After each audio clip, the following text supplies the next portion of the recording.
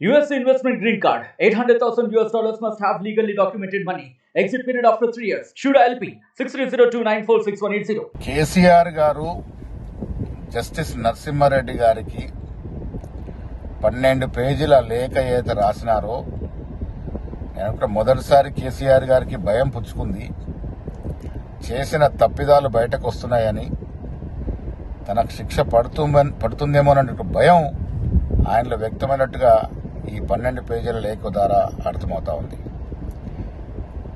విద్యుత్ కొనుగోలులో నిజంగా కూడా కేసీఆర్ ప్రమేయం లేకుంటే ఈ 12 పేజీల లేఖ అయితే జస్టిస్ నరసింహారెడ్డి గారికి రాసినారో అదే 12 పేజీల లేఖ రాసి మీ తప్పిదం లేదు దీంట్లో నిరూపించుకునే ప్రయత్నం ఎందుకు చేయట్లేదు? మీరు మీ తప్పిదం లేదు అని నిరూపించుకునే ప్రయత్నం చేయకుండా మళ్ళీ సెంటిమెంట్ని రాజేసి మీరు తెలంగాణ వాళ్ళ మీద ఎలా ఎంక్వైరీ చేస్తారని, విచారణ చేస్తారని భయపెట్టే ప్రయత్నం కేసీఆర్ చేస్తున్నట్టు కనబడతా ఉంది. తెలంగాణ వారైనా ఆంధ్ర వారైనా తెలంగాణ సొమ్ము దుర్వినియోగం అయితే తప్పకుండా చర్యలు ఉండాల్సిందేది ప్రజలు కోరుకుంటున్న విషయం. విద్యుత్ కొనుగోలులో భారీగా ముడుపులు చేతులు మారినాయి. ఇదొక పెద్ద కుంభకోణం మొదటి నుంచి కూడా కాంగ్రెస్ పార్టీ చెప్తూ వస్తూ ఉన్నది. ఆ ధర్మిలానే ఇలా జస్టిస్ నరసింహారెడ్డి గారి ద్వారా కమిషన్ వేయడం జరిగింది.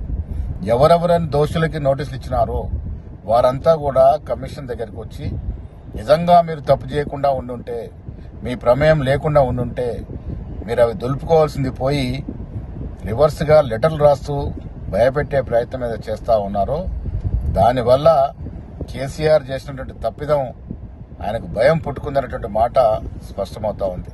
ఇప్పటికైనా ఈ జరిగిన యావత్ కుంభకోణంలో వాస్తవాలు తెలియాల్సిన అవసరం ఉంది ప్రజలకి. ప్రజలు కూడా కాంగ్రెస్ ప్రభుత్వాన్ని, రేవంత్ రెడ్డికి అదే కోరుతా ఉన్నారు. 10 ఏళ్లుగా జరిగినటువంటి ప్రజా ధన దోపిడీ విషయంలో ఎక్కడ కూడా రాజీ కాకూడదనే మాట కూడా ఈ సందర్భంగా ప్రజలకి మనవి చేస్తూ కేసీఆర్ యొక్క డల్లుతనం, ఆయన యొక్క భయం ఈ లేఖ ద్వారా బయటపడిందనే మాట కూడా స్పష్టం చేస్తా ఉన్నాం. మరిన్ని వీడియోస్ కోసం ఛానల్ ని సబ్స్క్రైబ్ చేయండి. లేటెస్ట్ అప్డేట్స్ కోసం వాట్సాప్ ఛానల్ ని ఫాలో చేయండి. అండ్ లింక్ డిస్క్రిప్షన్ లో ఉంది.